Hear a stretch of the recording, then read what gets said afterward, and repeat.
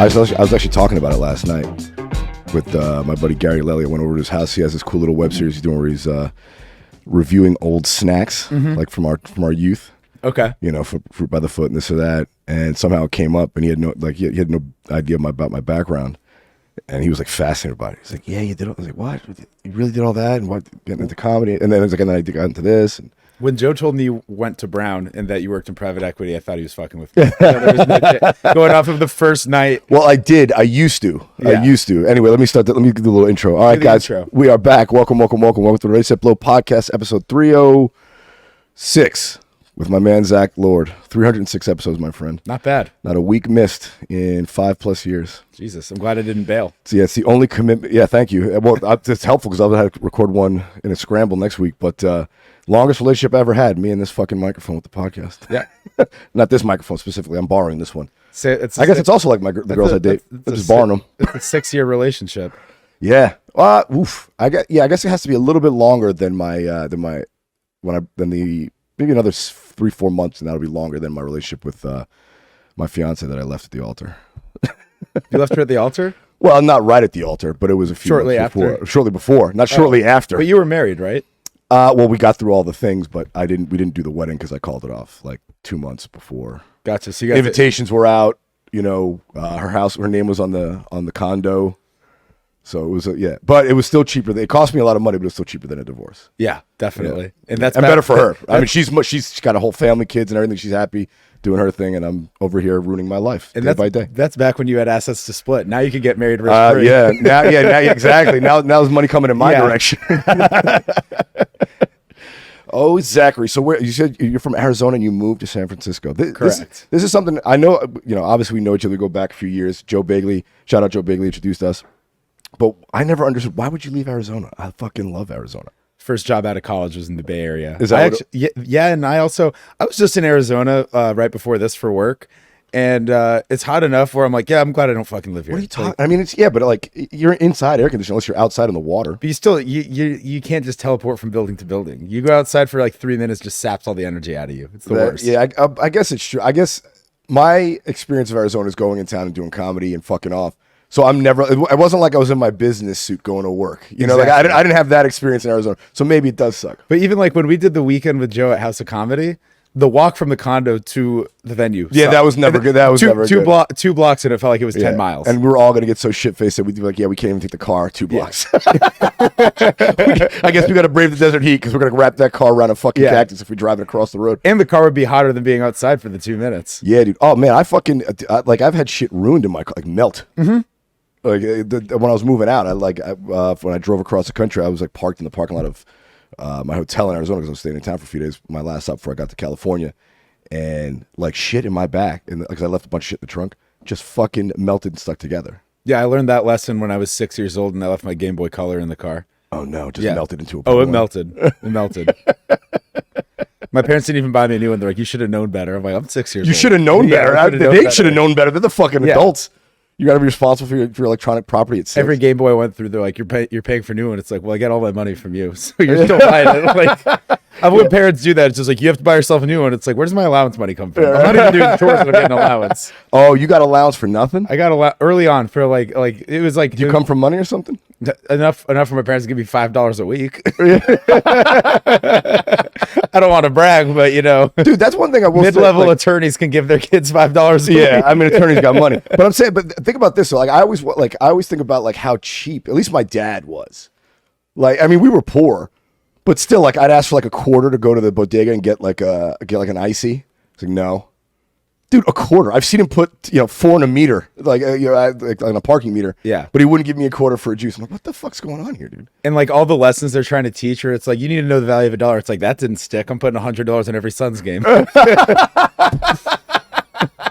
Just flushing money down the drain. Are you a big gambler?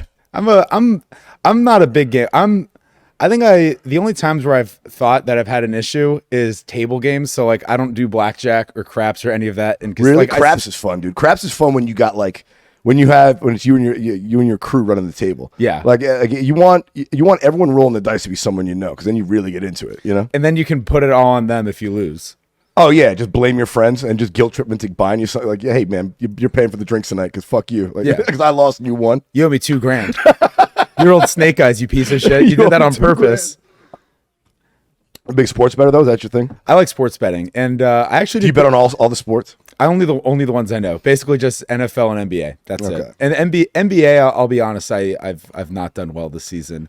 Which one do you think is harder? Because I've only ever gambled on football, college, and pro. Well, I don't think you can do spread on NBA because late game fouling fucks it up.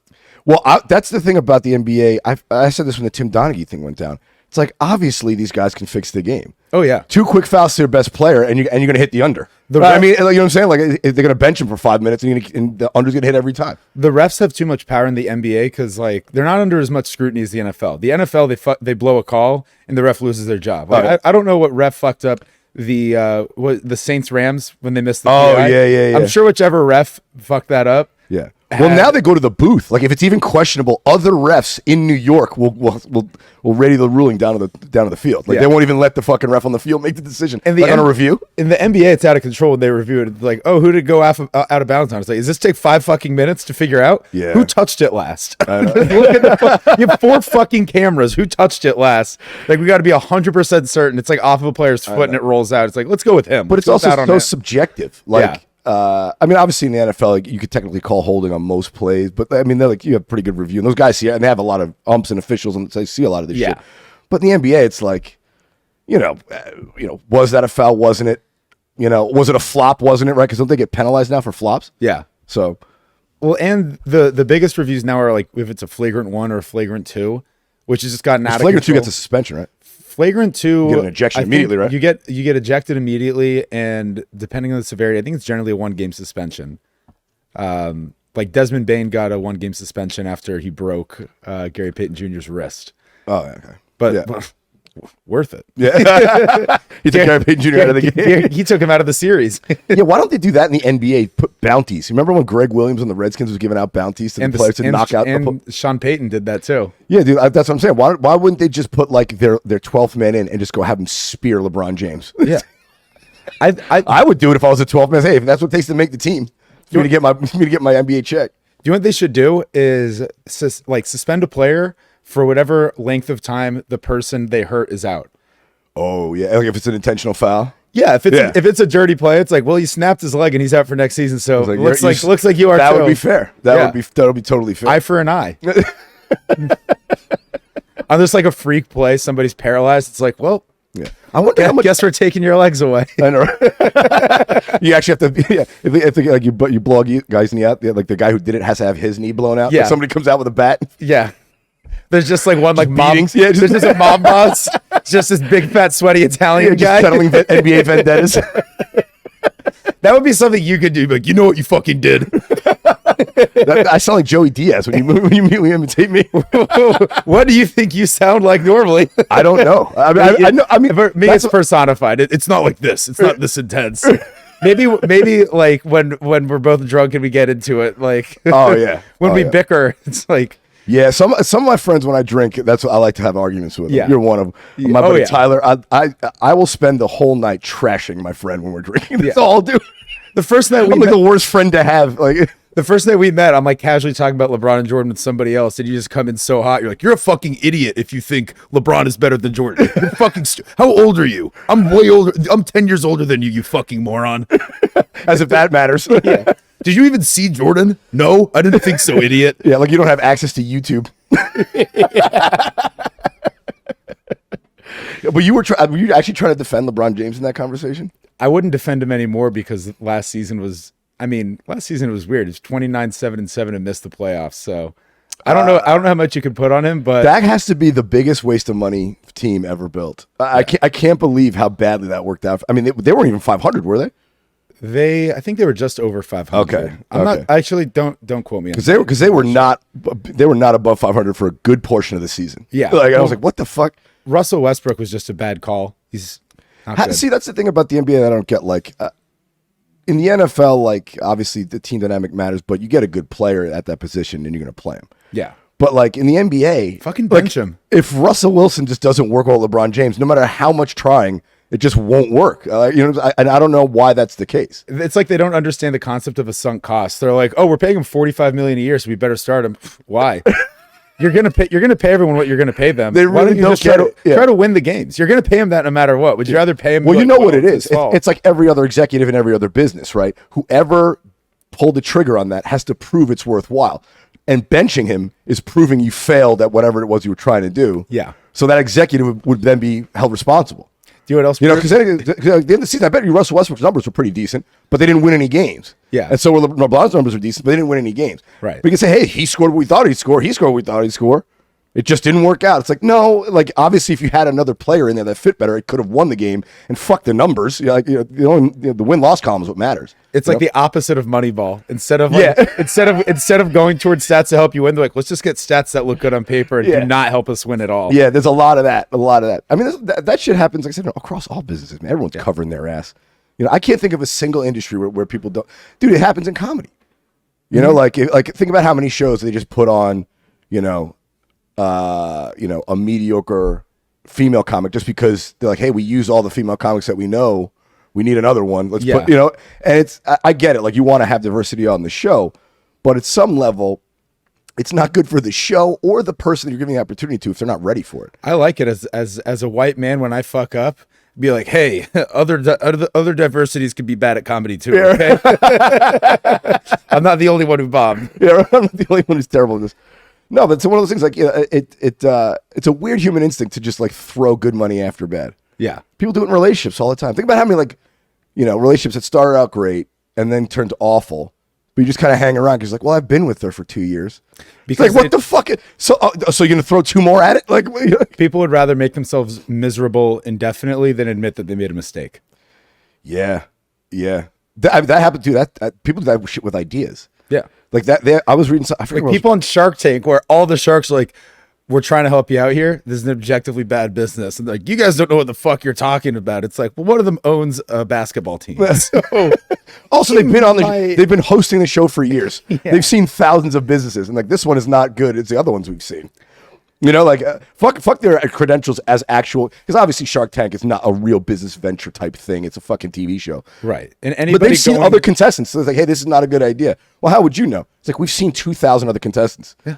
Based on that sample size, this one's terrible. It's pretty simple. And some of them are like common sense. Some of them are bad ideas and they still get like pity dollars. Like I remember that might be nice. I remember Mark Cuban, he did one. It was like a Christmas tree rental company. Christmas tree rental. Yep, it's as dumb as it sounds. Where it's these trees? I hope the trees aren't alive. That's the worst part. They're like, the guy's like, yeah, we don't want to waste all these trees, so we grow the trees and we rent them to you, and then we put them back in water and hold on to them for 11 months. Like, oh, so you're just taking care of trees for 11 months out of the year, and then shipping for that for 3 weeks. You have 3 weeks of the revenue, and then it's like, and then 49 of costs. Yeah, and then it's like, oh, okay, so we're bearing expenses for every month out of the year and making revenue one time for each customer in 1 month. Yeah, what are they charging to make that viable? More than a Christmas tree. Yeah, more than buying the Christmas tree and throwing it out. More than the Christmas tree. It's like you could apply rentals to a lot of things. Yeah. Most of them doesn't make. Yeah, do you want to do a shoe rental? It's like no. Yeah, someone else's foot was in there. I could kind of see it if it was fake Christmas trees, right? Like if you go to Walmart, that would make sense. Like Walmart had a little rental tree section. Like I just I could see them making an extra because they already have all the fucking inventory of fake trees. Like, oh, we'll just loan them out if you don't want to buy it, whatever. Yeah. But it's like a layaway basically. But fucking a live tree, dude. That's dumb like idea. Yeah, it's like let's have a kid, but you take care of it all year. But on its birthday, I'll get it. Like I'll spend 1 day, you get the other 364. Yeah, I got the kid for the one. I'll give him a gift. Hey, I'm a good dad, and then just fucking walk away for the rest of the year. Kind of like that. That'd be ideal. And you'd be the kid's. If I had a kid, that would be my parenting tactic. Have the drop kid, it on one holiday a year. Have the kid, immediate divorce.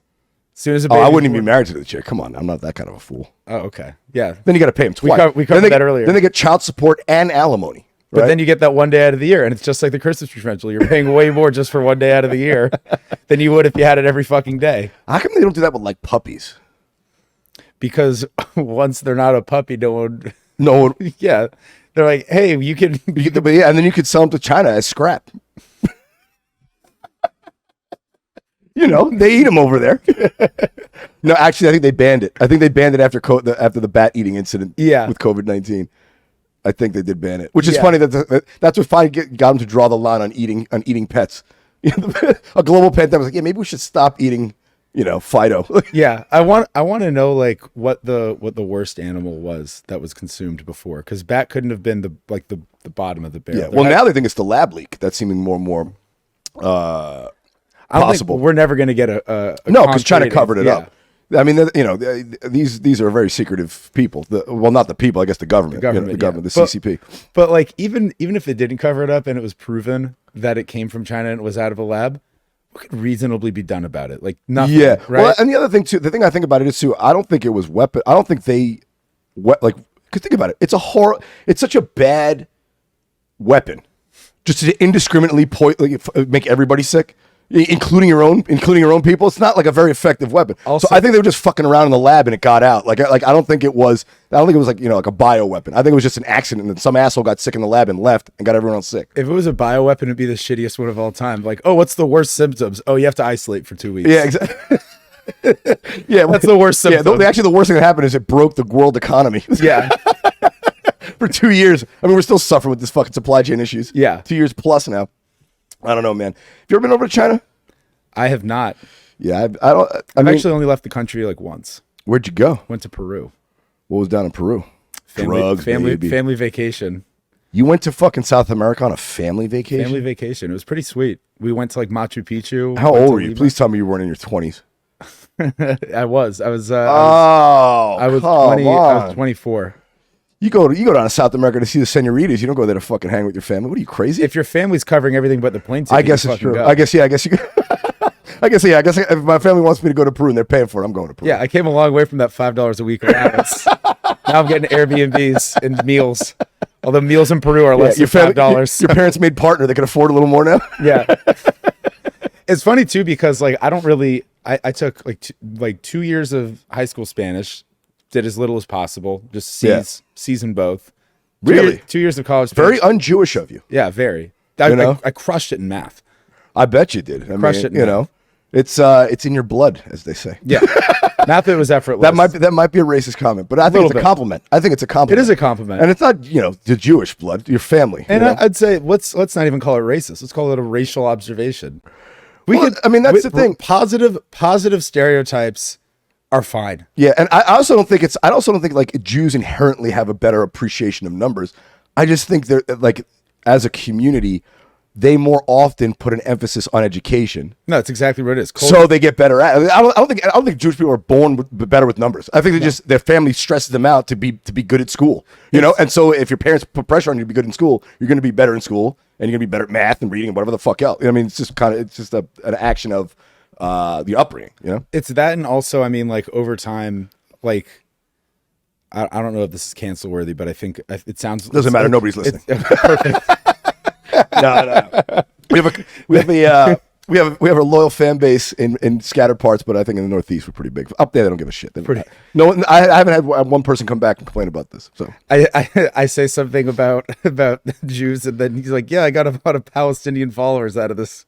I do have some listeners in Lebanon. I have Lebanese listeners. I do. Lebanese listeners. Well, they speak English over there. That's sick. Yeah. So I would say though, because like if you think about it, so like Jews historically have always, been encouraged to marry, like men, you marry a Jewish woman. Well, yeah, because that's how you have Jewish children. Right. Exactly. A Jewish man can't have Jewish children if you're married as a shiksa. And if but if culturally your culture prioritizes education and like professional success, people who are smart and well educated and are successful professionally are more likely to get married and have kids. Yeah. So that over thousands of years leads to. Yeah, and then you have Hitler and the Great Reset, and I'm kidding. You're like, I'm kidding. It never happened. We know it's a hoax. You know what's the craziest shit? That's, by the way, I think that's one of the funniest conspiracies that people hold on to. Because not only is it obvious, there's people that live through it that talk about it. So there's fucking eyewitnesses that are tattooed, so they were there. But, in the Holocaust. But it's also, from the Nazi side, the most documented thing in history. Yeah. They kept meticulous records of what went on at these concentration camps. So there's millions of fucking reams of paper of like lists and people and items they collected and confiscated and where it went. It's like it's one of the most documented organizations in history. So even from the other side, the people that did it have documents that happened. Like, come on now. It's also, I mean, it's crazy. Like, I can't imagine being able to keep track of all that stuff without Microsoft Excel. To do all of that on pen and paper is crazy. Oh yeah, but my buddy, real quick, what's crazy though about like Holocaust deniers and like, you know, I'm happy joking about it because like, you know, you're supposed to make light of things and like as a Jewish guy, like I enjoy hearing, as long as it's not from a place of hate and it's funny. Say whatever you want. That's how I feel about it. Well, that's the thing about a joke. You can get away with it as long as it's funny. It's as long as it's funny and well intended, you can get away with it. Yeah, I think. I don't think there's any topic off limits. But like, it's funny though because occasionally people say like reply because I've clips of my Holocaust jokes. And one of them's about Holocaust deniers where it doesn't make sense. Like if you hate Jews, why would you deny the Holocaust? I'd be talking about it. Yeah, that's a great bit. I like that bit. I remember that bit. It's one of my favorites. Somebody I've been talking about it all the time. Bragging. If you hate Jews and you deny the Holocaust, the only thing you're really denying is yourself. What a great time. But what's crazy is I posted a reel of that on Instagram and somebody commented and they're like, it didn't happen, but the winners rewrite history. Well, pause right there. If I wouldn't call us the winners. Yeah, yeah, exactly. I was gonna say that's what you're gonna write into the history books in the win. We lost 6 million people. Yeah, but then I don't think like Russia is lying down about how many numbers of the soldiers got killed in Ukraine so far. No one would like lie up. Yeah, like, why would you say, hey, they killed a lot more than they said they did? That'd be like if you won a fight and you're like, oh yeah, that dude kicked the shit out of me. Exactly. But like, and then after that, with minimal amounts of Googling, this person would know that they were wrong. He's like, it's impossible that it happened. Look at the blueprints of Auschwitz. There's no way you could have killed 6 million people there. It's like, first of all, it didn't happen all at once. First of all, it didn't happen all at once. Like, was he imagining like, oh, you can't fit 6 million people in there? Right. That furnace is way too small. Even if they were skinny, how could you fit them all in? Worse skinny. How would you fit them? So first, like he's ignoring the fact that this was a 6-year time frame. So we should have been thinking like 1 million a year. How many is that a day? A lot of quick math, but lots to unpack there. Also, did he not know that there was more than one? Yeah, he just all went down in Auschwitz. Yeah, he's just like, oh, you can't fit 6 million people in that room. Yeah, they had like 40 camps, my man. Like, it was just the most famous one. The most intriguing to me though is that like, did this motherfucker really look up the blueprint of Auschwitz? I know. How can you find that? I like and that. That's the first proof he went to too. Yeah. He's like, let me see if they would fit in Auschwitz. Instead of like, let me see photos of the dead. No, instead he's like, let me see blueprints of the building and it supposedly happened. Yeah. Let me see if I could dig up an engineer's survey. Yeah, let me get my fucking jeweler's loop out and get it on these blueprints. Yeah. He's like looking at the blueprint like to scale. He's like, okay, he's got a little visor on. He's like, 1 inch on that wall is 100 meters. Yeah, he's chalking it out in his driveway. Yeah, he's like, let me see. Like, oh, what's Gary doing? He's just mapping out Auschwitz again. He does this every Friday. He's trying to figure out if it fits in there. He does this every Friday for Shabbat. That's all. Shabbat. Dude, my buddy John Tilson, a great comic in Boston. It's one of his jokes he rarely tells. Whenever I'm around, I'm always like, hey, man, you can do the Holocaust stuff. And he talks about his niece coming up to him. He's like, she's learning about the Holocaust for the first time. She's, 10 years old. And she's asking me, Uncle Jonathan, how could the Holocaust have happened? And he goes, well, hun, you got to be organized. That's unreal. Yeah, it's a fucking tough joke. He's like, he doesn't like telling it, but I like hearing it. Just to watch people get uncomfortable with it. His last name's Tilson, so I'm guessing he's Jewish. No, he's a big white guy with a nice head of salt and pepper hair. Okay. Yeah, good kid. Shout out John Tilson. We'll have you on again. Jewish or not, that is an objectively funny joke. It is. But like, it's funny because a different person commented. She's like, "You can't say this. It's not funny." It's about the Holocaust scenario, like the blueprint stuff, like what we've said. I can see how people could get offended. That's fair. But like the Holocaust scenario joke, it's a pretty harmless. Oh yeah, because you're trashing the Holocaust scenario. I'm trash. If I'm making burning Jews joke, that's a tough joke. You're right. But making fun of the denier is an easy putt. Just because you're talking about the Holocaust doesn't mean you're making fun of the Holocaust. You're making fun of the denier. And I replied to her comment.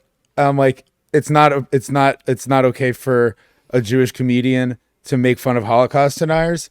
And she replied to that. I go in on it with people in the comments. Oh, you go. Oh, yeah. So I try to refrain from it. I'm like, gotta do it. But pettiness creeps up. Yeah, pettiness, and also just like the desire to be right all the time. So I suffer from that too, way too much. Yeah, no, that's why we get into arguments every time we have more than 3 beers in our system. Yeah, I got to win the conversation. It's not even an argument. I turn it into an argument. And we don't make better points. We just try to get louder. Oh, yeah. That's why I've never won an argument with you. I get more and more forceful in my rejection of your idea. So she replies to it. She's like, you being Jewish has nothing to do with it. I'm like, it has something to do with it. Yeah. It has something to do with it. Like, I don't think. Yeah, I'm of the opinion that anybody can talk about any subject, whether or not they're like, it's like, you know how like women say you can't talk about women's issues if you're a man or this or that. I think anyone can talk about any issue and have an opinion, you know, because we all have opinions. Sometimes we have opinions on things, sometimes we don't. So sometimes people get in trouble for not having an opinion on a topic. Like people ask me, "What do you think of Latinx?" I have an opinion, but if I say I don't really care, it's like, well, you have to have an opinion. You're Latin. I'm like, no, I don't. It could just not be fucking important to me. You know what I'm saying? Like, but having that coverage of being Jewish, it's like, all right, then you definitely have the right to go up there. Like, it would be questionable if I made Jewish jokes, but as a Jewish person, it's like, all right, he has the absolute right to do that. Yeah. It's like saying sometimes a gay comic can make gay jokes. It's like, of course he's gay. His life experience is a gay experience. That's what he's talking about, his life. Like, he's allowed to talk about that. That's the best part about it. It's like, you can't make jokes about that even if you're Jewish. It's like, do you think that I'm Jewish and do you think I'm a self-hating Jew? You're right. Couldn't be further. Jews for Jesus. She probably saw that I had tattoos. She's like, he's not Jewish. Well, you just can't be buried in a Jewish cemetery. Yeah. Yeah. Although, actually, if you get them removed, that's one thing about the Jewish people. Even in their religion, it's a negotiation. It's loopholes. Yeah. You know, so I used to work at the Hillel House at Brown. It was my first job. And, you know, I'd do the afternoon shift and I'd have to work Fridays as a Gentile because I was Catholic and I could go in and shut the lights and run the printer when everyone else couldn't do it after sundown or whatever. You're a necessary evil for them. Yeah, exactly. Like, we don't want him here, but yeah, we need somebody. Yeah. I was like the help.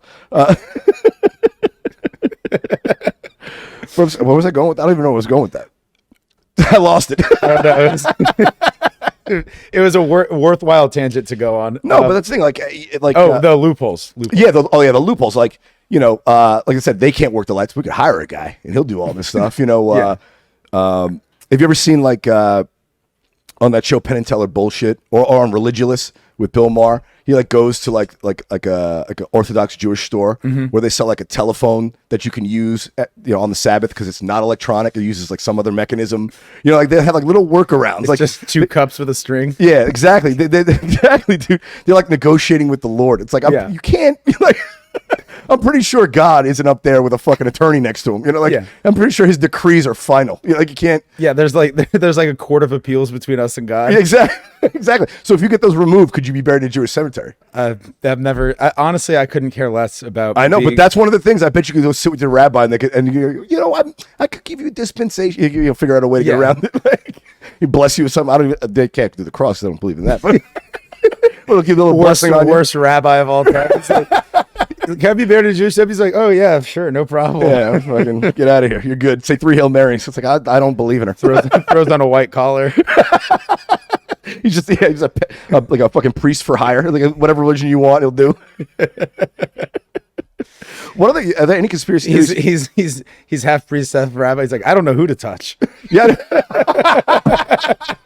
Do I marry a Jewish woman or I go for our kids? I'll give our kids up here. Yeah, that's one. I never understand about organized religion. How they don't get held accountable as an organization. You know, fucking crazy. But that's what it is. I was going to ask you, what conspiracy theory do you think has legs? Because obviously, flat Earth I think is bullshit. Holocaust deniers is bullshit.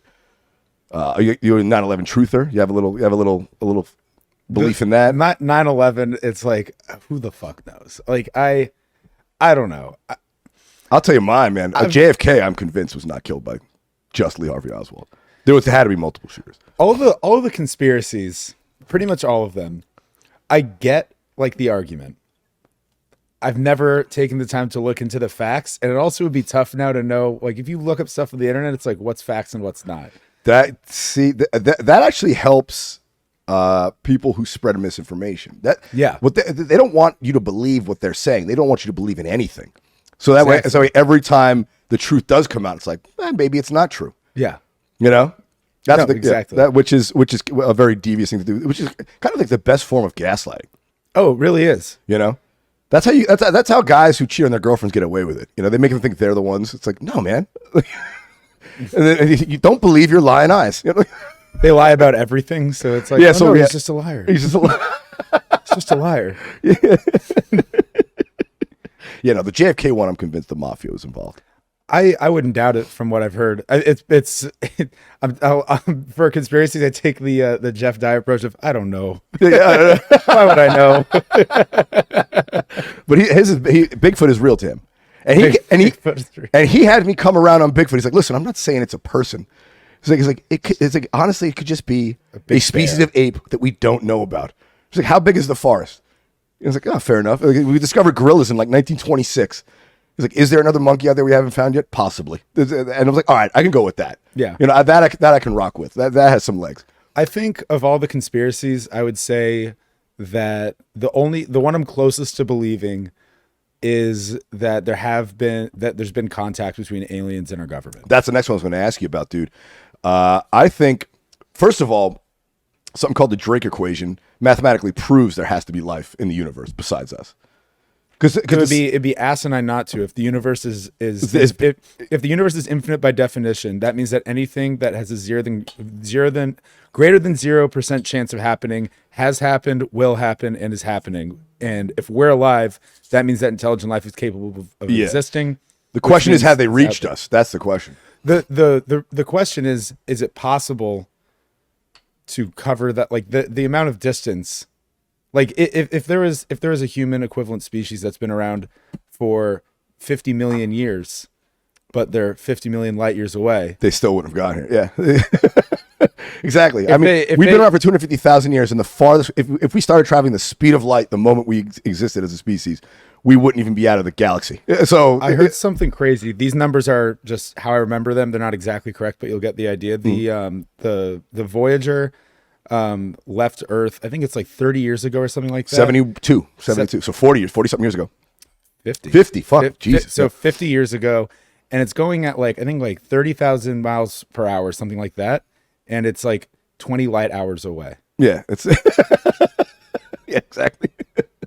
Has not even a day into its first light year. Yeah, exactly. So there's infinite numbers of intelligent life out there, but they're so far away. Yeah, how can we reach them? The only way would be like wormhole technology, which maybe. And if they figured it out, God, I mean, Christ, I think we'd be a little more. We should be a little more cautious with them if they figured out how to bend space time. The bias of people to like create movies where aliens invade and we win is astounding. Yeah, right. In what world, if aliens showed up, they'd be like, "We're gonna kill you." We'd be like, "Kill me." Exactly. They could just swallow the planet. Yeah. Like I said, if they can make a wormhole, they could easily destroy a planet. They're like, "Oh yeah, we figured out how to travel through wormholes." They're like, "Oh shit, they have guns." Right? Nuclear weapons. We never were able to figure out the gun thing. They show up with projectiles, wormhole technology, and bow and arrows. Yeah. A sword. They're not even big. They're like this tall. Little dwarfs. Yeah. Like, thanks for the spaceship, buddy. Dude, and the thing is, like, people say, like, oh, it's not from the. It's got to be an earthly explanation. It's got to be a aircraft. So somebody's working on. It's like that's almost more frightening because if China has like UFO level technology that we don't know about, that's way scarier than an alien race having it. Like. Because they could, if they want to go to war, they could fucking just break out 6 or 7 of those alien ships and fucking ruin us. Like, right? Because if it were aliens and they've had this technology laying around, if they've just been sitting on it and not fucking with us, I wouldn't be worried about them. Yeah. Like I hope that all these news stories are aliens because if it's like, oh no, Russia has these new planes. Yeah, exactly. That can move forward, backward, right to left, underwater, into space with zero propulsion. Yeah, make no noise. Yeah. How do you combat that? It's the best stealth fighter of all time. Yeah, I mean, it's definitely not Russia because if they had that, they wouldn't be like losing the battle to Ukraine right now. I know, dude. Yeah. So anyway, World War III, Russia, Ukraine. Who do you got? Who do you handicap in here? What's the over under? What's the over under? I wonder if you could take bets on that. That'd be great, dude. if you could take bets in Vegas on like over under the war will last 18 months, you know, over under who wins. Then you're like, you Pete Rose it and join the Ukrainian army, put a couple $1 million on Ukraine, show up. Joe Biden put $2 billion on the U.S. and then sends missiles over to Ukraine. Yeah, he funded the missiles with a bet. He's financing it at the win in Las Vegas. The whole thing. After he wins, he's like, new executive order, Pete Rose is in the Hall of Fame. He's not that bad of a guy. I did it. It's pretty cool. I did the same thing. It's pretty cool. Rigged. Yeah. Oh my God, dude. Are you a big political guy? You pay attention? Because I don't think I ever talked to you about any of that stuff. Usually we argue about shit that doesn't matter. Worthless. Yeah, like LeBron and Michael Jordan. Yeah. Whether or not UFOs exist. I care about it, and I always vote. I can't make political contributions because of my job. Oh, okay. Also, why would you want? What the fuck would you? I'm not giving them assholes my money. Before the job, I gave some money to Bernie, but like, I mean, the thing is, like, I have my political beliefs. I think that I have a pretty good idea of how I'd like our country to work. I'd like there to be better safety nets. I'd like there to be universal health care, like UBI of like 10,000 a year, just so people woke liberal snowflake pussy. Not caring for the children, fucking coward. We only care about the unborn. Once they're born, they can go fuck themselves. That's pretty much a Republican motto. Pretty much, yeah. We want everyone here and all of us to suffer. We want no abortions and no maternity leave. Yeah, exactly. You're fucked. Is what we're saying, dude. There's another fucking topic that is always sensitive on stage, and I've made abortion jokes before, and they were fine. But now after this whole Roe v. Wade thing, people are really on edge when you start talking about it on stage. I've been working on one. Really want to get a clip of it while it's all relevant. A little fucked up that I'm trying to benefit on social media from Roe v. Wade turmoil. Dude, I benefit. My entire Instagram account is based on me ruining other people. Just comparing other people's ideas, like the one that got you banned from Instagram for a month. Oh yeah, I'm still in a shadow, man. Really? For something different, the whole different insult. Now, I think it was a bullying post. Apparently, I was bullying somebody. Now Uncle Randy Huber is like your funnel to your main account. Yeah, exactly. It's fucking trouble. But no, the joke I had. So I had a joke that I wrote about 2 years ago, because Texas, before this whole Roe v. Wade thing, before SB 8. They tried to pass a previous abortion law that said women who have an abortion have to bury the fetus afterward. And that's true. They did try to do this. So I brought that joke back on stage now. Wait, quick pause. Yeah. I'm sure the doctors love that. They're like, less work for me. Yeah. Well, what do they? Now I don't have to. What do they do with the fetal matter? That bill was actually just put through with doctors. They're like, we have enough blood on our hands, quite literally. Yeah, what do you think they do with all that medical waste at abortion? They just send it to like a pig trough? Is that how we're feeding our? Certainly hope not. Is that how we're feeding our livestock in this country? Probably worse is eating human placentas. Yeah. Tyson Foods is just like this abortion ban is going to kill our bottom line, kill our margins. I know. No, but the joke is really a joke about guys jerking off. So I hate doing material on the show, but the rest of the joke goes, it's like, if you have to bury the fetus, it makes me think. Does that mean guys in Texas have to bury the jizz rag they keep underneath their bed, right? So it's a jizz rag joke is really what it is. But because I bring up abortion at the premise, it's a attention grabber, and it worked when I first started doing it. People they're like, oh, it's fine. But now people are so tense about abortion now, they won't let me get to the punchline without real uncomfortable moments. Like someone will speak up and say something, or you hear people like just a weird hush, or some people are shaking their heads. It's like, calm down. Daddy's got you. Like, I'm going to take you on the journey. I'm not going to fucking leave it at a buried fetus. I'm not going to end the joke there. It's not the punchline. Like there's not even a punchline. You're just making them aware of new laws. Yeah. You're just like, in Oklahoma, you have to bury the fetus. Yeah. No, Oklahoma, they're trying to pass a law now that you can't have an abortion at the moment of fertilization. So there is no fetus. So that means Plan B is off the table. I think obviously people are trying to get that carve out. I probably they did, however, put exceptions in there for the health of the mother and rape and incest. So at least Oklahoma, because Alabama and Mississippi, Texas did not leave exceptions for rape and incest. And of course, crazy. Yeah, and of course that's a small percentage of the amount of pregnancies that are aborted. But that's also the most horrible circumstance for it to be. The most important ones to have carve-outs for. Yeah, it's pretty clear. It's like, that's and the easy answer to that is like, ask any Republican lawmaker. Like, if your daughter gets raped by an MS-13 gang member, are you raising it? No, well then put that exclusion in the law. I like that you added MS-13 gang member, so then they really understand. Yeah, exactly. It's not their fucking cute, quarterback boyfriend. It's some, some guy from south of the border who's up here for a night of fun. The Republican answer to that would be like, well, that would never happen if we locked up the border. No, how about we lock up your daughter's legs? Jesus. That little strumpet's getting all over town. She might have liked it. No, I'm kidding. You got to bow out on that one. I still have a job I can lose. That's another funny one, the border wall. It's like, dude, we have drones and laser technology. Why would you build a brick and mortar wall? Yeah. Like, do you own a masonry company? Is that why you want this done so bad? Like, who the fuck? And obviously walls don't work. El Chapo is famous for his tunneling. Yeah. Like, they've solved that. We already know they have the solution to that problem. Unless you build the wall 100 feet down, it ain't going to work. All of like the drug trafficking is done underground. Yeah. Well, actually, most of it comes in through legal ports. They hide it in other merchandise. So also wouldn't trip it up. Yeah. Wouldn't trip it. Yeah. And the drugs are always going to get here. In fact, drug enforcement just increases the price of the drugs on the street. It does nothing but bring more profits to drug dealers. Yeah. When there's crackdowns at the border, they just up their prices and get more money. Yeah. They're not losing in this battle. Yeah. They have the same revenue with higher margins. Yeah, exactly. Like, great. Thanks, guys. Yeah, I don't know. That El Chapo guy, huh? How about fucking Sean Penn trying to go meet with him? Is he fucking crazy? Sean Penn? That's how El Chapo got caught. You don't know this? What? El Chapo got caught because he was sweet on this Mexican actress. And this Mexican actress knew Sean Penn, and she said, "Oh, Sean Penn wants to interview you for Rolling Stone." So Sean Penn went down there to meet him, and they tracked his cell phone to El Chapo. That's how they found out his location eventually. So is Sean Penn like in witness protection now? That's what I'm saying. This Sean Penn is really fucking begging for it, dude. Yeah. Jesus Christ. My brother was pissed, like that fucking rat Sean Penn. Also, Like, fuck that guy. He's a rat. El Chapo, you gotta be smarter than that. Well, you think you can just get interviewed?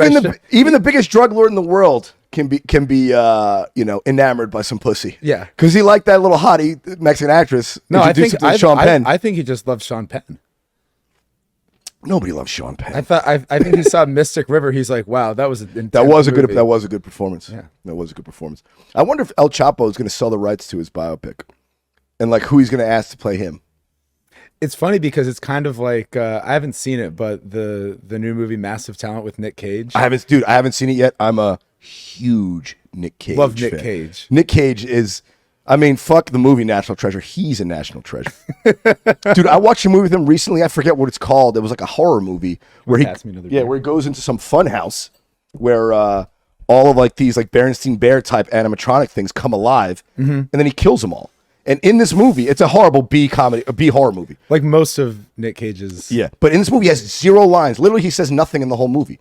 He just goes around killing these things.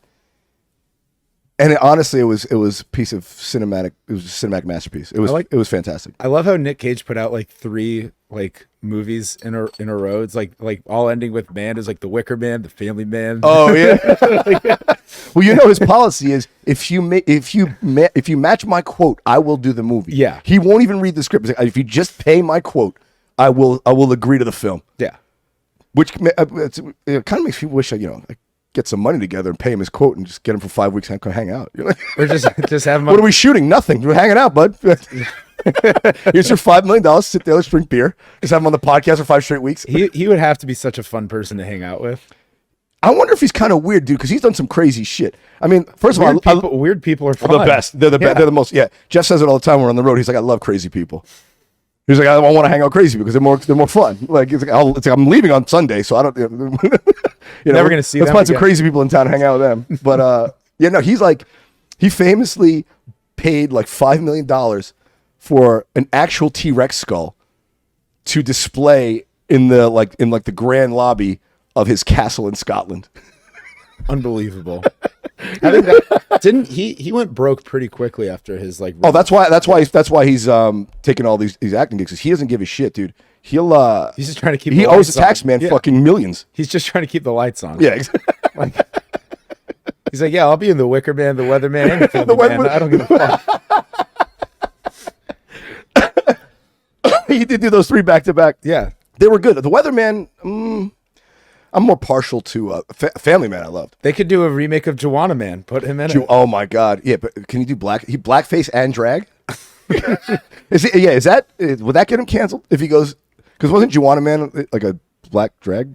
No, well, yeah. Or am I confusing that like Tu Wong Fu? Well, I mean the actor was black. Yeah, but if Nick Cage played Joanna Man, I think if Nick Cage did it, it would just be a white basketball player. Okay. That's it. Steve Nash, but with less hair. But instead of being a star in the NBA and then a star in the WNBA, it'd be a bench warmer in the NBA and a star in the WNBA. Yeah. Dude, there's another one. Imagine if this is where I'll get canceled. Yeah, imagine here we if Nick Cage does a Joanna Man remake, and he goes from like an injury reserve or like bench player, like G League player in the NBA, to dominate the WNBA, and then people watch the movie, they're like, I don't think we can have transgenders in sports. Did you see how good Nick Cage was in the WNBA? He dominated. In his 50s. It was amazing. Dude, there's one for you. Fucking speaking of Russia, we're talking about World War III. They arrested Brittany Griner. Yeah. Could they pick a less compelling target? I don't know. So the thing is, this is like an incomplete information one, because like, who knows whether or not she had weed on her in Russia? Even if she did, she's the best player in the WNBA, but nobody cares about the WNBA. Like it's a really bad bargaining chip for Vladimir Putin. You know, like if he arrested any other, like if he arrested, a Russian hockey player who plays in America, that would have been like a lot more leverage and fucking. But the thing is, like, I think has he seen WNBA attendance? Is what I'm saying. I don't think he did it necessarily for leverage, because I think he's smart enough to know that that's not a lot of leverage. It was relevant for like 4 days, and then people were like, "Okay, yeah. NBA playoffs are on." Yeah, I think he also it was his only option. It wasn't like there was any good NBA players in Russia. They were all playing. But like the way it was off season with WNBA, it's like, we got her. We'll take her. The way that I see it though is that like if there was any American caught with weed in Russia, in the inner workings of World War III, they would have captured all of them. Oh, they have a lot of record privilege. Do you know who else would be in jail right now in Russia if they got caught with weed at the airport? Me. Yeah, LeBron James. Yeah. Well, no, but like people are like, oh, if it was LeBron James, they would have gotten him out. It's like, would we have? It's not up to us. Yeah, exactly. They have custody of him. It's not like Joe Biden has the power to just be like, hey, Putin, would you mind releasing Brittany Griner, big WNBA fan here, huge ally of women's sports. Yeah, whatever team she plays for. like if it was LeBron James, that like maybe people would have been upset for longer. But like, what is Putin going to do? Be like, oh, those Americans are really upset. We better let LeBron go. No, it's not up to us. It's up to the Russian authorities to decide what they want to do with him. Yeah, or her. It's not like Vladimir Putin's going to like, whoa. I don't want to break the LeBron James provision of the Geneva Convention. They got carve-outs for NBA players. Yeah. I think he overplayed his hand, man. I think he should have waited a couple of years. Who? Putin? He doesn't have a couple years. Oh, well, that's what I think is the real story. Is he's sicker than, and so he's trying to make a move now. Because think about it. I think Trump is the odds-on favorite to win in 2024. Unbelievably. Unfortunately, I think you're correct. I know. So it's like, if Trump was in office and Putin could wait, he's like, I'll just take it. No one's going to say shit. No one's going to support this country. I'm surprised he didn't make a move on it during Trump's presidency, because he took Crimea. He took a piece. Oh. He took a piece. He dipped his toe in the water. That was 2014 is when he started that. But that's how it starts, though. That's how people like Hitler dipped his toe in the water when he took the Rhineland. That's one of these things. That's one of these things that really it troubles me about. It's and it's not even leftists or right pundits. It's these independent media outlets like Breakpoints with Sagar and Crystal and Sagar. Like they're like do not escalate the war. Blah blah. I was like, he's escalating the whole fucking thing. Yeah, it's like, what do you want to do? Give him Europe. It's like Neville Chamberlain figured out how that worked out. Yeah, like we've seen this. At some point, you got to say you can't fuck around anymore. Learn from history. Yeah, like you got to. Strong men only respond to getting hit. Like they never do it. Like they never say, "Oh, good idea, I'll do that." There's a reason. Like I would love to see these people in prison, where it's just like, "Hey, if someone asks for your meal, give it to them." They'll stop there. They'll never ask for it again. Exactly. No, right. Next thing you know, you're gonna be sucking that guy's dick. Yeah, it's like It's like, what is it like? Oh, if someone bullies you, don't stick up for yourself, or else they might hurt you. Yeah, that's exactly Like, that's exactly the right thing. Yeah. Well, like if somebody's bullying you, and even if they would beat the shit out of you, it's better to stand up for yourself and have it happen once than them do it every single day. And this, folks, I think is why we are where we are, dude. Bullying has disappeared. Obviously, I think there has to be some bullying in your youth. I think, you know what, like, because it teaches you social dynamics. I was bullied like a good amount in like middle school and like early high school. Eventually I figured it out. Yeah. You know? And like at the time, obviously not good. And there's kids who get bullied into suicide, and that's fucking horrible. Yeah. It's a spectrum, but like zero bullying and just like a charmed childhood of no adversity. You're ill prepared for life, because life is mostly humiliations and disappointments that you have to overcome. Yeah. I mean, every day life smacks me in the face with another fucking, like I said, another humiliation or letdown or something. Something didn't go the way I wanted it to. Like, that is life. Like, it doesn't go well most of the time. I hate to break it to you kids. Like if you never get bullied at all as a kid, and you go to like one of these schools where like everyone's just happy all the time and everybody's nice and all the time, you're gonna be a nice person. But then what happens when you're like 25 years old and you're waiting for the city bus, and there's a fucking psycho who's waiting for the city bus next to you and starts hassling you? Yeah, exactly. I think I also use the word bullying like in a blanket term. Like, there's adversity, right? Like where you don't fit in.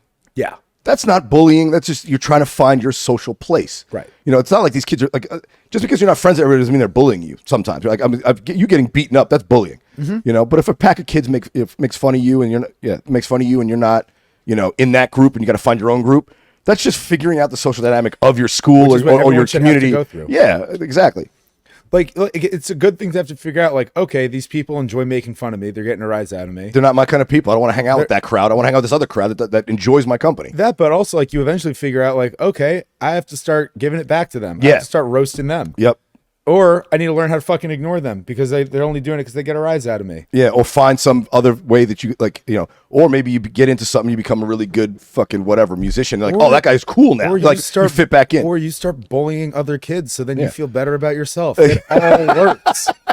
It all works. Short of getting an arsenal, it's and that's the thing too. Like, the thing about it is, I think that a benefit that we had, and you're a little younger than me, but you still had this benefit because it was social media wasn't that prevalent when you were in high school. It was probably MySpace at the beginning of Facebook. Cyberbullying's got to be tough. That's what I'm saying. When we were kids, when I went home at 3:00, the bullying stopped. I hung out with my friends in the neighborhood.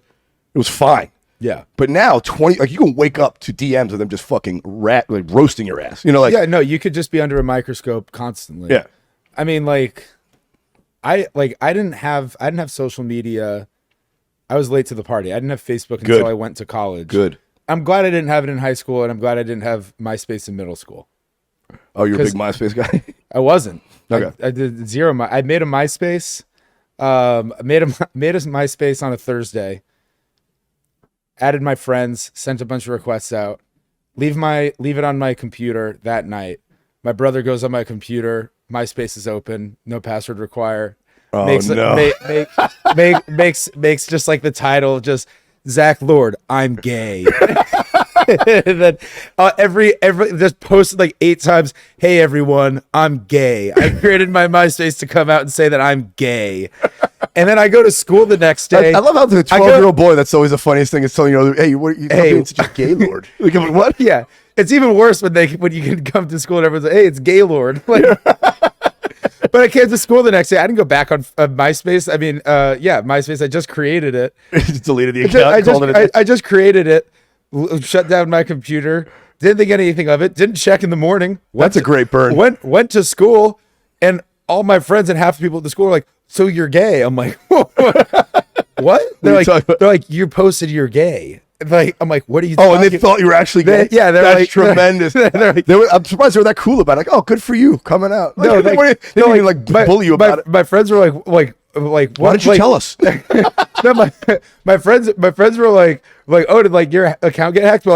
But that was after people I didn't know that well were like, oh, you're gay. Yeah, one of your boys, Chris, just starts touching your leg. Hey, man, I didn't know you were into it. Then I go on his MySpace and it's just like, I'm gay. I'm gay for Zach Lord. It becomes a cool thing. Everyone at the school is just like, I'm gay. Oh, man. You want to get to a little news before we get out of here, bud? Sure. All right, I saw this, and I don't even know what it's about, but I get all my news from the New York Post because it's the paper of record. Okay. It's a real trash rag. I slept with my date for the first time, and he dumped me because of my body. Let's see where this goes. Sadly, one woman was actually body shamed for how she chooses to groom herself. Okay, quick pause. Yeah. If you're smelly, That's, yeah. If I smelled bad, and like not bad enough where you could smell me with clothes on, but like I didn't use deodorant and I'm getting intimate with a woman and I take my clothes off and like she smells me and it's gross and she was like gross and leaves, you think the New York Post would be like, oh, a man got body shamed for smelling like shit? Men get body shamed all the time. Yeah. I mean, think about fucking 50 Cent was like 10 pounds overweight I know. for the Super Bowl. And everyone's like, look at this fat fuck. And then it's like, you say one thing about Adele and you're a fucking you're villain. Exactly. Dude, and men get body shamed all the time. Think about every argument we have with a woman. It always ends, and your dick's small, even if it's not. You know, like that's their go-to. Yeah, it's like that's the go-to. We shrug it off like, yeah, all right. Like we take it. You know, we don't like, oh man, you hurt my feelings. Hurting a man's feelings is worth zero social credit. Zero. Men having feelings is irrelevant. Is it fucking irrelevant? Well, for our generation, but now the generation coming up who never got bullied, that's gonna fucking kill them. I know. I wonder if men are gonna snap back. Like, I wonder if there's gonna be like a what's like the opposite of feminist. Like a masculine movement, like masculine, but like a very feminized masculine, like you know what I'm saying, like masculinity 2.0, which is a bunch of fucking like soft metro emotionally woke losers, Yeah, it's like they're trying to be like macho men, but it's not even like cool. Hurt my feelings. It's not even cool guys. It's just like a bunch of like incels. They're just like women suck. Feminism's bad. I can't believe they don't. I can't believe they're into me. It's like what? Anyways, continue. Continue. All right. So an unnamed woman took to social media to call out the man she'd been seeing for criticizing her body. In a text, he told her, "Hey, this isn't going to work. You're sexy and funny, but seeing your hairy armpits is a no-go. It's just not my preference." Immediately, she clapped back and said, "So you having armpit hair is fine, but not me, a woman who also grows hair there." He said, "It's just my preference," he simply responded. The woman then slammed him, "But you have a dick shaped like a croissant. Isn't my preference, but I understand that it's not something you could help." A croissant, so it like goes all the way back. Yeah, so here we are. The man was taken aback by her comment and simply told her that he was being open with her before calling her a bitch. Dude, so he had a problem with her having armpit hair. There's a lot to unpack here. Yeah. Couple things. He hit the compliment sandwich pretty well. Yeah. Let it off, having fun with you, think you're sexy, 2 good compliments. Yeah. Then when he was like, your armpit hair is disgusting. He said it's just not my preference. You have armpit hair, it's just not my preference. He said something before that was like, he could have done softer delivery. Honestly, I mean, the thing is, like, if I were him, what I would have done is, like, if I liked everything but that, like, I'm not going to say whether or not I'd overlook it, but, if everything else is fine, maybe on the next day. Try to say, hey, you want to shave that? I would say, like, hey, like, I don't know how strongly you feel about it, but, like, I'd really, I'd be more attracted to you if you shaved your armpit. Yeah. And also, like, and her, like, making fun of his dick. It's like, that he can't help. She could shave her armpits. Yeah. He can't unbend his dick. Yeah. He can't uncroissant his dick. Uncroissant his dick.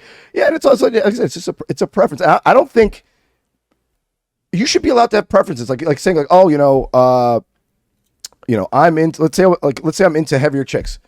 I'm not, like, bigoted against skinny people. I just sexually prefer heavier chicks. You know what I'm saying? Like, why is my sexual preference any less valid than yours? That'd be like telling a gay person, oh, your sexual preference for the same sex is wrong. It's like, I just don't like chicks that are hairy. Also, like, some guys are out there that love armpit hair. Dude, check it out on the internet. There's fucking dudes out there who will get down with the armpit hair. Like, also, but it's just not this guy. Everyone has a thing, but, like, also, I think there's 2 different things. The not my preference thing, I think is fine. Yeah. Totally fine. He also could have just not told her. That's what I would have done. He could, like, hey, he didn't work out. Don't give her no reason. Yeah. He could have just said something broad like, oh, I just don't feel a strong romantic connection. Yeah. Or I found somebody else I'm a little more into. I want to explore that. Sorry. Yeah. Like soft pedal her. But do you know what he should have done? He should have went on his MySpace and said, I'm gay. That would have wrapped it up nicely. And then she's like, oh, he's gay. I should congratulate him and cut this romantic relationship off. All right. One more quick one. Wait. One quick thing. Yeah. For the preference thing, though, it's like, here's the thing. I'm a little biased on this. All right. Because, like, I was fat from age 4 to 19. Mm-hmm. when I was over 250 pounds, Whoa. I had sex one time. Yeah. Since being below 250, I've had sex, I don't want to brag, but more than one. Okay. So like, I've seen it. Yeah. And it makes sense. I'm more attractive now than I was when I weighed, I've gotten a little chunky, 35 pounds more. Yeah. But still, like, you know, if a girl was like, oh, you're too fat, that's not cool. That's like, now you're body shaming me. I don't think he body shamed. He didn't say there's anything wrong with it, just not his preference. And that's fine. And I don't think body shaming is necessarily bad. It's just like, you don't want to be rude. You can be not into someone and be not rude about it. Yeah. You know, it's like, and I don't think you should celebrate someone who's morbidly obese because I'm worried about their health.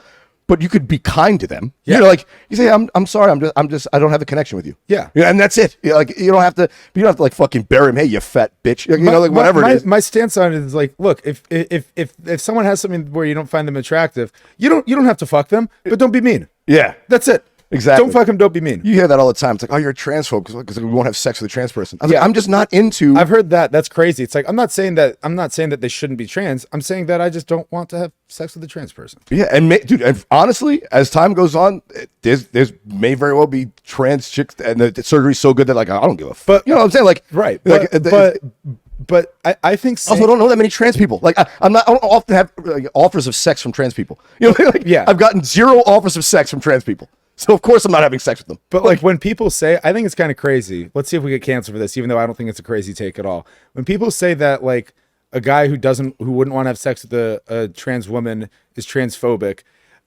the analog to that, which I think would be equally ridiculous, is saying if you don't want to have gay sex, you're homophobic. Yeah, yeah. It's like so just being straight makes you a homophobe, essentially. Yeah. Or just being gay makes you phobic of straight people. That's the logic if you extrapolate it out to any other analog. Yeah. Which is crazy. It's lunacy. It's lunacy. All right, here's the last one. Real There's quick. so many cancel-worthy nuggets in this. I love it. That's how I roll the show, dude. It's a Ready Set Blow podcast. I don't It's give a good. fuck. You're gonna force me to be a full-time comedian after I get dude. fucking fired. You and me both. We'll be out there. Or I'm gonna be forced to be a full-time what I do because no one books me. They're like, oh yeah, that'd be great if I can't do in comedy. Yeah. You think I'm getting booked on San Francisco comedy shows after they? Yeah, exactly. You're gonna have to move to LA or we have to move to Dallas. I'm gonna be the best Alabama comic of all time.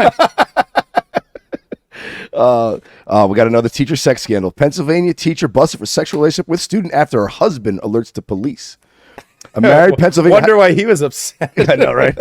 A married Pennsylvania high school choir director was arrested for sexual relationship with a female student after her irate husband alerted administrators. Olivia Orts, 26, was taken into custody Monday and hit with 2 counts of sexual activity with a 17-year-old student at the Wilmington area high school. Her husband, who did freelance work for the school's music department, found incriminating messages on Orts' iPad after coming home from a recent trip to Florida.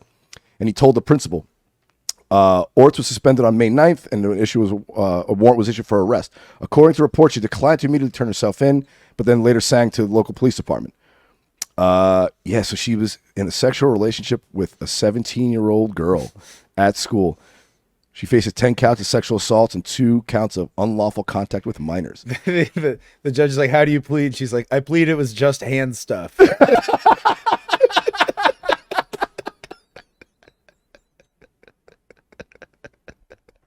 We only scissored, Your Honor. We only scissored, Your Honor. There was no penetration. Not that there could have. You never see that. The judge finds her guilty. She's like, "What are you, a homophobe?" Yeah, right. Yeah. The judge is like, "Not guilty." I'm living my best lesbian life. Fuck off, dude. That's you never see that. You never see these teachers, a female teacher, go with a female student. Yeah. It's always creepy when the guy, when a male teacher's, fucking around with an underage girl. And then as a man, I'm always looking at the teacher. If she's hooking up with high school boys, I'm like, oh, is she hot? Because as a high school boy, I'd be like, I would tell my mom, like, don't press charges. I was more than willing to bang Miss So and So. If you're a 17-year-old kid in high school and you like fuck the hot teacher, you're God. I don't care how much your parents say you got taken advantage of. You're a legend at your school. Yeah, your mom's pressing charges and your dad's giving you dad. Yeah. He's like, yo, bro, good job. you're gonna rush SAE, and you're gonna get a bid in the first sentence. Yeah. You're like, oh, so why do you think you should join SAE? Oh, I fucked my teacher. You want to see her Instagram? Yeah, she's famous. She's doing 11 years for it. Yeah. Dude, what do you think? Let's rate her. What do you think?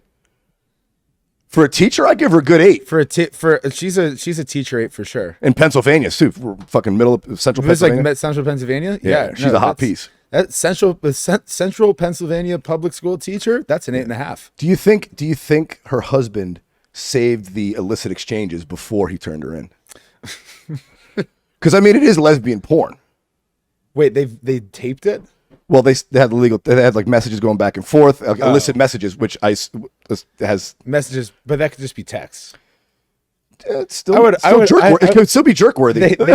They put him in jail for child pornography. I know, right? He goes down with the ship. Yeah, she just ruins his life. That of all the ways you could be cheated on has to be one of the worst. Not only did your wife cheat on you, but your wife cheated on you with the different gender, making you question how much she ever was into your intimacy. Really? You think so? I'd be less offended if my girlfriend cheated on me with another girl, or wife, or whatever the case may be. Another girl. What does that make you? This is a joke. You're like, another girl. I'm the only girl. Oh yeah, Sorry. that's a good point. Sorry, yeah. Good point. No, but you know what I'm saying? Like I feel like I'd be like, oh well, I think all I could say is, hey, let me film it next time. You know, obviously not if it's a crime, which is underage. But if she like met, like, hey, I'm sorry, I'm having an affair with this woman. It's like, all right, you can continue it, but I got to film it. You know, I'd be if it was a guy, I'd be like, hey man, this poor guy though. It's like was my wife like ever even attracted to guys? And also, she just did this with a minor. Like, I know. Well, she ruined his good name. He's gonna have to move. I mean, like, you know. Well, yeah, no, I mean, like, no one thinks he did anything wrong. They just think he's like, oh yeah, that's fucking Dave. Yeah, he's gonna be ashamed in his own neighborhood. Yeah. Dave's a cuck to a minor. Don't be like Dave to a little girl. Yeah, he's getting cucked out by a teenage girl. Imagine being Dave and showing up to work the next day. They're just the guys are just If he works he's in the music department, so he might get a little slack, a little more liberal. Oh, he's at the school. Yeah, but if he's getting a new job. Oh yeah, exactly. But if he worked at the rail yard, that makes it even worse. This is happening like right under his nose. Yeah. God, you've been spending a lot of time with that Ashley girl. She need a lot of help. What's going on? Are you tutoring her? It's like, why did she go to your office hours for 2 hours a day? It's like, oh, she's having trouble learning. It's like, but it's home economics. I know, she comes out sweaty. I'm imagining it's like a subject that's really easy to learn. She's like, yeah, I had to teach her 3 hours. Gym. Yeah, it's gym. He's tutoring her in gym class. Yeah. Oh shit! All right, man, we did it. This is a great time. Yeah, Thank man. you for having me. We'll do it again more often. What you got anything to promote? Anything you want to push? This is coming out next Wednesday. This coming Wednesday. If anybody is listening from San Francisco or the Bay Area, I'm going to be at Cobb's Comedy Club on June 16th. Also posting weekly clips as usual on Instagram at Zach Lord Comedy, ZACHLORD Comedy, which everybody enjoys. Yeah, very funny guy, very good stuff, dude. Love you. Thanks for having me. Coming on. Of course. All right, guys, that's it for us. We're out till next week. Peace. Peace.